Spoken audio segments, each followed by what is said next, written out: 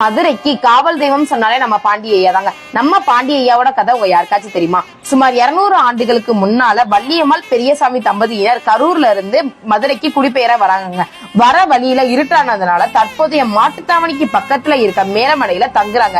இரவில் வள்ளியம்மா கனவுல விரிந்த கண்களுடனும் ஜடா முடியுடனும் அகன்ற புருவத்துடனும் கம்பீர குரலுடனும் நான் மதுரையை ஆண்ட பாண்டிய நெடுஞ்செழியன் கண்ணைக்கு அநீதி வழங்கிய பாவத்திற்கு மறுபிறவி எடுத்து பாவத்தை நிவர்த்தி செய்ய ஈசனை நோக்கி 8 அடி மண்ணுக்குள் தியானம் செய்வதாகவும் தன்னை மீட்டெடுத்தால் உனது வம்சத்திற்கே காவலாக இருந்து வாழ வைப்பேனும் என்று சொன்னாராங்க.